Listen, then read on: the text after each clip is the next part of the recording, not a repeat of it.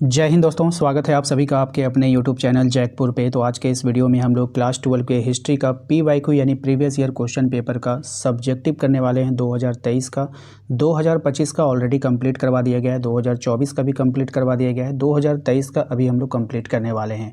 घबराइए मत, हमारे वीडियोज़ के माध्यम से अगर आप तैयारी करोगे तो आपको ना ही उतारना पड़ेगा, ना ही आपको रटना पड़ेगा, सिर्फ आपको समझना है। अगर आप बहुत कमज़ोर स्टूडेंट हैं, अगर आप दोबारा से वीडियो देख लेते हैं, यानी कि एक वीडियो को अगर 2 बार देख लेते हैं, तो आपके अंदर ऐसा कॉन्फिडेंस आएगा कि आप परीक्षा हॉल में अपने आप लिख पा रहे होंगे। ठीक है, तो वीडियो काफ़ी अच्छा होता है और काफ़ी हेल्पफुल होता है आप लोगों के लिए, तो इसको छोड़कर बिल्कुल भी मत जाइएगा। PYQ से क्वेश्चन भर भर के एग्ज़ाम में पूछे जाते हैं। 14 से 15 क्वेश्चन जो है प्रीवियस ईयर का 2025 में आया था, तो 2026 में भी बहुत सारे सवाल आपके प्रीवियस ईयर से देखने को मिलने वाले हैं। तो वीडियो को इम्पॉर्टेंट है, स्किप नहीं करना है। लाइक कर दीजिए सब लोग, ज़्यादा नहीं, 500 लाइक का टारगेट रखते हैं हम, बहुत छोटा सा टारगेट, इसको ज़रूर पूरा कीजिएगा। और चैनल पे जो लोग पहली बार आए सब्सक्राइब कर लीजिएगा। इसके अलावा आप हमारे दिए गए नंबर पे एक मैसेज करके व्हाट्सएप ग्रुप को जरूर ज्वाइन कर लीजिएगा। जैसे कि सुबह में मैंने एक वीडियो डाला था 2024 वाले PYQ का, नोटिफिकेशन नहीं गया, तो जिसको भी मैंने व्हाट्सएप पे दिया सब ने देख लिया और तैयारी भी कर लिया। तो वैसे ही आपका तैयारी छूटे ना, आप लोग व्हाट्सएप ग्रुप को जरूर ज्वाइन करके रखना, ठीक है। आइए सबसे पहले सवाल पे आते हैं। ये सब्जेक्टिव का सवाल है। आप चाहो तो अगर आपके पास पेपर है तो 2023 वाले पेपर से आप इसको मिला सकते हो, बिल्कुल हूबहू सवाल मैंने लिया है, ठीक है। मोहनजोदड़ो का शाब्दिक अर्थ क्या है तथा ये किस भाषा का शब्द है? देखिए, मोहनजोदड़ो का शाब्दिक अर्थ होता है मृतकों का टीला। ये शब्द सिंधी भाषा का है। किसका है? सिंधी भाषा का है, याद रखना है। क्वेश्चन नंबर 2 है आपका, खानका से आप क्या समझते हैं? ध्यान से समझिएगा, बहुत ही आसान भाषा में मैंने लिखा है। खानका वह स्थान होता है जहाँ सूफी संत रहते हैं। ये एक तरह का धार्मिक और सामाजिक केंद्र था जहाँ लोग शिक्षा लेते थे, संतों के मार्गदर्शन पाते थे और ज़रूरतमंदों को भोजन भी मिलता था। मतलब एक ऐसा जगह जहाँ पे लोग शिक्षा लेने जाते थे, अपने गुरुओं के भेंट मुलाकात करते थे, और जो भूखे थे वहाँ खाना खिलाया जाता था भूखों को, ठीक है, ज़रूरतमंदों को मदद किया जाता था। तो ये सब ऐसा चीज़ वहाँ पे होता था। कहाँ में? खानका में, ठीक है। तो एक तरह का आश्रम, जैसे आश्रम होता है ना, उसी प्रकार से खानका। क्वेश्चन नंबर 3 है आपका, गोपुरम क्या है? आपको बतानी है, ध्यान से समझिएगा। गोपुरम दक्षिण भारतीय मंदिरों का भव्य प्रवेश द्वार होता था। गोपुरम क्या होता था? दक्षिण भारतीय मंदिर जितने थे उनका एक भव्य का मतलब होता है आकर्षक, बड़ा, सुंदर सा एक प्रवेश द्वार होता था, यानी कि इंट्रेंस गेट जो होता है वो होता था। ये ऊंचा और पिरामिड के आकार का बनाया जाता था। एक तो ये ऊंचा बनता था और पिरामिड आकार का बनता था, ठीक है, तथा उस पर सुंदर नक्काशी और मूर्तियाँ होती थी। तो आप लोग इसको रटोगे क्यों? इमेजिन करो ना भाई, कि दक्षिण भारत की जो मंदिरें होती थी वो उसका जो इंट्रेंस गेट होता था पिरामिड के आकार का होता था, और उस पर जो बहुत अच्छे अच्छे डिज़ाइन लगे होते थे और मूर्तियाँ भी होती थी। इमेजिन नहीं कर सकते? माइंड में फ़ोटो नहीं बना सकते? बनाओ। और इसी को हम लोग बोलते हैं गोपुरम। अब बताओ, रटना पड़ेगा? नहीं रटना पड़ेगा। आइए, हुमायूंनामा की रचना किसने किया? हुमायूंनामा की रचना गुलबदन बेगम ने की। हिस्ट्री एक ऐसा सब्जेक्ट है ना जिसको रटा नहीं जाता है बल्कि समझा जाता है, ठीक है। अगर आप रट रहे हो हिस्ट्री तो आप बहुत बड़े बेवकूफ़ हो, ठीक है। हुमायूंनामा की रचना किसने किया था? गुलबदन बेगम ने। इसमें मुग़ल सम्राट हुमायूं के जीवन और समय का वर्णन मिलता है। क्वेश्चन नंबर 5 है आपका, संथाल विद्रोह के प्रमुख नेताओं के आपको नाम लिखना है। संथाल विद्रोह के प्रमुख नेता सिद्धू और कानू था। कौन था? सिद्धू और कानू, ठीक है। क्वेश्चन नंबर आते हैं हम लोग 6 पे। कह रहा है, आईनाए दहसाला प्रणाली के प्रतिपादक कौन थे? आईनाए दहसाला के प्रतिपादक राजा टोडरमल थे, जो अकबर के दरबार में प्रसिद्ध मंत्री था, ठीक है। कौन था? टोडरमल। क्वेश्चन नंबर आते हैं 7 में। कह रहा है, इंडो सरासेनिक स्थापत्य शैली के भारत में 2 उदाहरण दें। एक है आपका चेपॉक पैलेस चेन्नई में, दूसरा है विक्टोरिया मेमोरियल कोलकाता में, ठीक है। दोनों आपको याद रखना है। आइए अब क्वेश्चन पे आते हैं। सबसे पहला सवाल, धम्म नीति क्या है आपको बतानी है। ध्यान से समझिएगा। धम्म नीति सम्राट अशोक का वह नीति था जिसका उद्देश्य लोगों को अच्छा इंसान बनाना और समाज में शांति स्थापित करना था, ठीक है। धम्म नीति, धम्म से ना धर्म समझिए आप, ठीक है। धर्म, तो धर्म का क्या उद्देश्य होता है? धर्म का उद्देश्य ये होता है कि शांति बनाए रखो, ठीक है। अगर तुम उत्पात मचाओगे तो तुमको सज़ा मिलेगी। कौन बोलता है? धर्म बोलता है, ठीक है। समाज में शांति बनाए रखो और एक अच्छे इंसान बनकर ज़िंदगी जियो। बात समझ भाई? धर्म का अर्थ किसी एक धर्म से नहीं था, बल्कि सही आचरण और नैतिक जीवन से था। ठीक है। तो सम्राट अशोक ने जो धर्म बनाया, तो ऐसा नहीं है कि वहाँ पर सिर्फ हिंदू धर्म के ही लोग वहाँ पर रहेंगे, मुस्लिम भी रहेंगे, कुछ क्रिश्चियन भी दिखेंगे। तो उसने क्या किया, जो धर्म नीति बनाई वो सभी धर्मों में लागू हुआ, ठीक है, कि सभी धर्मों को आचरण नैतिक जीवन से था उसका संबंध। अशोक चाहते थे कि लोग एक दूसरे का सम्मान करें, सब एक दूसरे का क्या करें, सम्मान करें, झूठ और हिंसा से दूर रहें, मार काट ना करें, झूठ ना बोलें तथा ज़रूरतमंदों की मदद करें। अगर कोई ज़रूरतमंद है तो उसकी मदद की जाए। उन्होंने माता पिता, गुरु और बुजुर्गों का आदर करने पर जोर दिया। उन्होंने कहा कि आप माता पिता, गुरु और जितने भी बुजुर्ग हैं, यानी कि आपसे उम्र में जो बड़े हैं, जो बूढ़े हो चुके हैं, जैसे दादा लोग होते हैं, तो उनका आप लोगों का क्या करना चाहिए, आदर करना चाहिए, ठीक है। पशुओं के प्रति दया रखने और अनावश्यक हत्या से बचने की बात कही। अब जितने भी जानवर है भाई, उनको मारो मत, ठीक है। ऐसा नहीं है कि अपने उपभोग के लिए आप उसको समाप्त कर दे रहे हो, मार दे रहे हो, ऐसा ना करो। अशोक ने अपने विचार पत्थरों और स्तंभों पर लिखवाए ताकि हर व्यक्ति इन्हें पढ़कर अपनाए। उन्होंने अस्पताल बनवाया, पेड़ लगवाए और यात्रियों के लिए कुएं खुदवाए। इस नीति से लोगों में प्रेम, सहनशीलता और भाईचारा बढ़ा। अब जब राजा ही ऐसा करने लगेगा तो प्रजा में तो प्रेम बढ़ेगा ही ना। इसलिए धम्म नीति को लोक कल्याणकारी और मानवता पर आधारित नीति माना जाता है, जिसने राज्य को मजबूत और समाज को अधिक सभ्य बनाया, ठीक है। समाज को तो मजबूत बनाएगा ही बनाएगा, और राज्य भी क्या होगा, मजबूत बनेगा और सभ्य बनेगा, ठीक है। आइए, बाशरिया तथा बेशरिया से आप क्या समझते हैं। आइए, सूफी परंपरा में साधकों को उनके जीवन के तरीके के आधार पर दो भागों में बांटा गया था सूफी परंपरा में, ठीक है। एक था बाशरिया और था बेशरिया। बाशरिया वे लोग थे जो इस्लाम के नियमों का पूरी तरह पालन करते, यानी जो शरिया नियम को पालन करते थे। बा, उसके आगे बा लगेगा, अगर जिसके आगे बे लग गया समझ लो वो नियम के खिलाफ है, ठीक है। तो फिर से समझते हैं, बाशरिया और बेशरिया। बाशरिया वे लोग थे जो इस्लाम के नियमों का पूरी तरह पालन करते थे। वे नमाज पढ़ते थे, रोज़ा रखते थे और धार्मिक कानूनों के अनुसार सादा और अनुशासित जीवन जीते थे, यानी कोई ओल झोल में वो लोग नहीं रहता था, ठीक है। उनका मानना था कि ईश्वर तक पहुंचने का सही रास्ता नियमों का पालन करना है। दूसरी ओर बेशरिया वे सूफी थे जो कठोर धार्मिक नियमों में बंधना पसंद नहीं करते थे, ठीक है। वो बोलते थे नहीं, इतना टफ है, मतलब मैं नहीं रहूँगा इस नियम में, ठीक है। वह प्रेम, भक्ति और मानव सेवा को ईश्वर तक पहुँचने का सबसे आसान मार्ग मानते थे। कई बेशरिया फ़कीर साधारण जीवन जीते, घूम घूम कर लोगों को प्रेम और समानता का संदेश देते। दोनों का लक्ष्य ईश्वर की प्राप्ति था, बस रास्ते अलग थे। एक नियम पर आधारित था, दूसरा प्रेम और भक्ति पर आधारित था, ठीक है। आपने देखा होगा कुछ मतलब कि प्रिंसिपल होते हैं, बहुत स्कूल के टीचर बहुत एकदम स्ट्रिक्ट होते हैं, जो नियम कानून से एकदम बात करेंगे, ठीक है। टाइम से इस क्लास से निकलना है, टाइम में क्लास में घुस जाना है। लेकिन कुछ टीचर जो होते हैं थोड़ा सा नरम दिल के होते हैं, हाँ भाई चलो तुमसे प्यार से बात करेंगे, अरे घूमो मत फिरो मत, बैठ के पढ़ाई कर लो। हाँ, कुछ तो डंडा लेके आएंगे, हौंक देंगे बढ़िया से, ठीक है। तो ये सब होता है उसी प्रकार से। नेक्स्ट आइए अगले सवाल पे। हमारा अगला सवाल देखिए क्या है, कह रहा है कि अस्थाई बंदोबस्त व्यवस्था कब और कहाँ और किसने लागू किया था। बहुत ही अच्छा सवाल है, एग्जाम में आता है। देखिए, अस्थाई बंदोबस्त व्यवस्था 1793 ईस्वी में लॉर्ड कॉर्नवालिस ने बंगाल, बिहार, उड़ीसा में लागू की थी। यह अंग्रेज़ों की भूमि राजस्व व्यवस्था थी, जिसमें ज़मींदारों को ज़मीन का मालिक मान लिया गया, ठीक है। ज़मींदारों को ही ज़मीन का मालिक मान लिया गया और उनसे तय कर हमेशा के लिए निश्चित कर दिया गया था। अंग्रेज़ ने क्या किया पता है, ज़मींदारों को ही मालिक बना दिया, तुम हमें पैसा दोगे। अब ज़मींदार क्या करेंगे, ज़मींदार अब किसान से लेने लगेंगे पैसा अनाप शनाप, क्योंकि भाई अब अगर ज़मींदार पैसा नहीं दिया टाइम पर तो ज़मींदार का ज़मीन छीन लिया जाएगा। तो ज़मींदार क्या चाहेगा कि मेरा ज़मीन बचा रहे, तो वो क्या करेगा, किसानों से ज़बरदस्ती पैसा वसूल करेगा।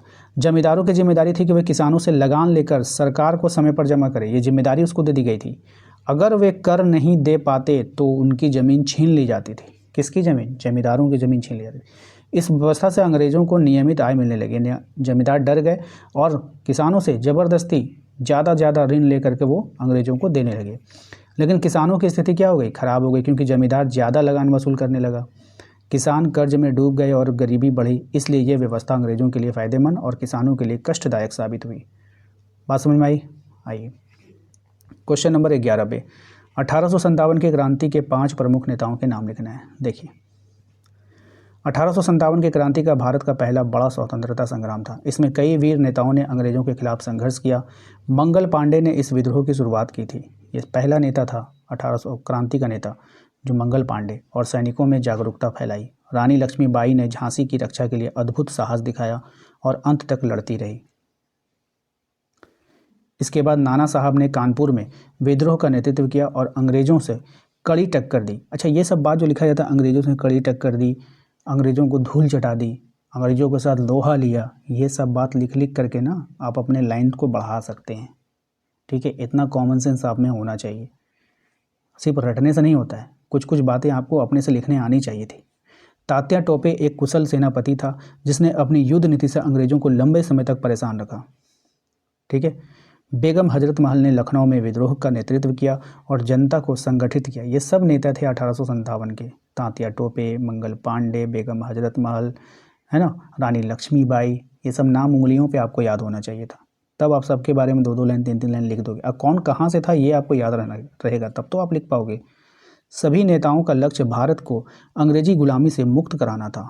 उनका बलिदान आगे की आज़ादी की लड़ाई के लिए प्रेरणा बना और भारतीय में देशभक्ति की भावना मजबूत हुई। ठीक है, क्वेश्चन नंबर आते हैं 12 में। सरदार वल्लभ भाई पटेल को भारत का लौह पुरुष क्यों कहा जाता है? देखिए, सरदार वल्लभ भाई पटेल को भारत का लौह पुरुष इसलिए कहा जाता है क्योंकि उनका व्यक्तित्व बहुत मजबूत, साहसी और निर्णायक था। आज़ादी के समय भारत में लगभग 562 रियासतें थीं जिन्हें एक देश में मिलाना बहुत कठिन था। पटेल ने अपनी समझदारी और कड़े निर्णय से अधिकतर रियासतों को शांति से भारत में मिला लिया। हैदराबाद और जूनागढ़ जैसी रियासतों के मामले भी उन्होंने दृढ़ता से सुलझाए। वे भारत के पहले गृह मंत्री बने और देश की एकता को सबसे ज़्यादा महत्व दिया। पटेल अनुशासन प्रिय नेता थे और हमेशा देश हित को पहले रखते थे।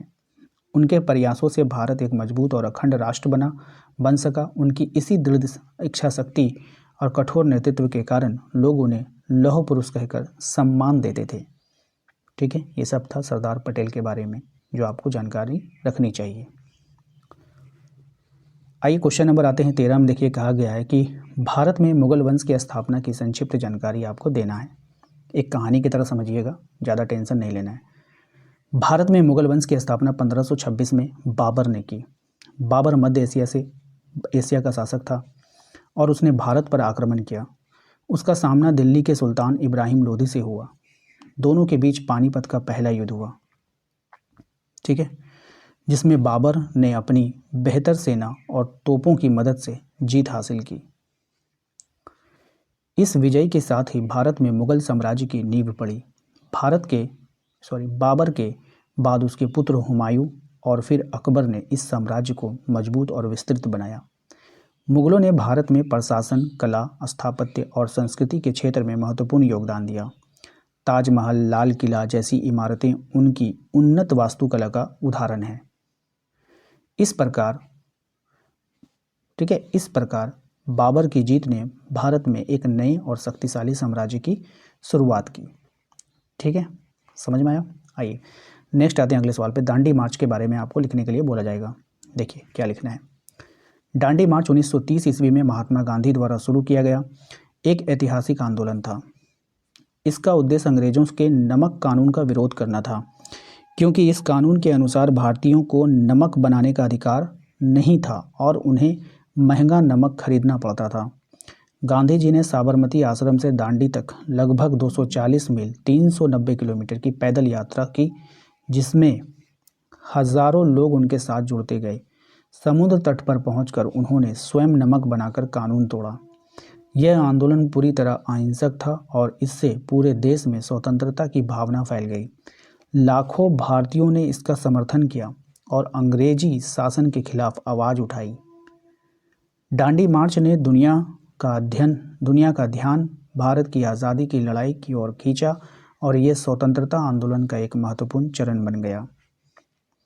भाषा इतना सरल है, इतना आसान है कि मैं इसको एक्सप्लेन नहीं कर रहा हूँ। अगर मैं एक्सप्लेन करने लगूंगा तो फिर वीडियोस इतना लंबा बन जाएगा कि आप एक वीडियोस को देखते देखते बोर हो जाओगे। ठीक है, आइए क्वेश्चन नंबर 15, संथाल विद्रोह के कारण और स्वरूप की चर्चा करें। देखिए, संथाल विद्रोह 1855 से 56 में हुआ एक बड़ा जन आंदोलन था, जिसमें झारखंड और बिहार क्षेत्र के संथाल आदिवासियों ने अंग्रेजी शासन और शोषण के खिलाफ आवाज़ उठाई। इस विद्रोह का मुख्य कारण आर्थिक और सामाजिक अत्याचार था। अंग्रेज़ों ने नई जमीन व्यवस्था लागू की, जिसमें संथालों की जमीन धीरे धीरे जमींदारों साहूकारों के हाथों में जाने लगी। साहूकार ऊंचे ब्याज पर कर्ज देते थे और ना चुका पाने पर जमीन छीन लेते थे। किससे? संथालों से। इससे संथालों का जीवन कठिन हो गया।